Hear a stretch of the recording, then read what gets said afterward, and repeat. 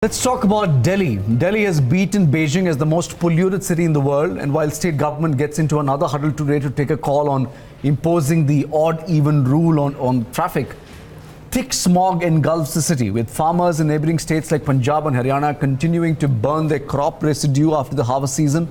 Schools have been shut for the past 2 days. A doctor that Bloomberg spoke to suggested that the entire city be evacuated as the situation is no less than a public health emergency. Joining us now to discuss about the entire situation is Ronak Sutaria of India Spend, and someone who works very closely with the Breathe Project, an organization that's been collecting air data across the country and in Delhi in a bid to raise awareness. Ronak, thank you so much for joining us on Bloomberg Quint. Tell us, what is the data that you have? How bad is the situation in the national capital? Yeah, hi. So, the last 2 days, actually, the situation has been completely off the charts. And, this situation has been persisting for about a week or more.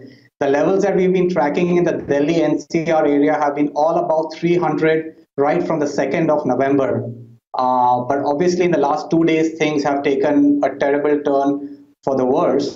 And the situation right now is we've seen levels of like 800, 900 micrograms per meter cube in the city of Delhi NCR, which, as you know, the normal standard for people is, what the CPCB has said for PM 2.5 is up to about 50 to 60 micrograms is considered all right. But the levels that are there right now is, even for healthy people, it's a terrible situation. I had two questions actually. This is a problem which has cropped up again after last year as well. Can you give us a sense of whether the problem is worse this time around? And I've been reading a lot about how people expect this to ease up by Saturday. What is that expectation premised on? Changing weather patterns, wind direction? What do you suggest is going on there? I believe, yes, in terms of is it worse than last year, honestly, I don't know the finest of the details, but to a large extent, anything which is above 200 micrograms is considered bad. And so in that context, the situation is equally bad.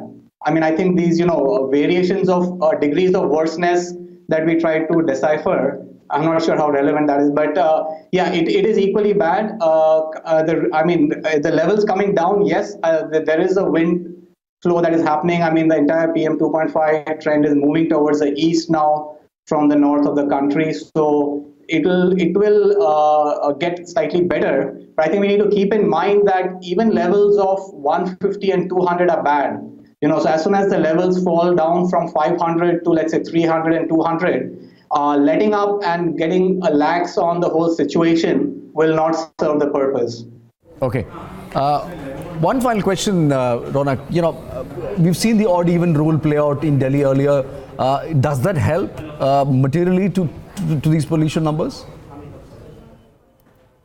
There has been a paper that has been put out in May 2017 by professors at IIT Kanpur, and this was, in response to an NGT this thing, and they basically found not any significant impact from the odd-even on the PM 2.5 levels. So to expect that the odd-even will help with the PM 2.5 levels, at least the past track record shows that it has not helped the situation. It's not looking good, and what we've seen so far, the government apparently is looking at options. We wonder what those are, but it's unlivable. As the doctor who spoke to Bloomberg News says, this is a public health emergency.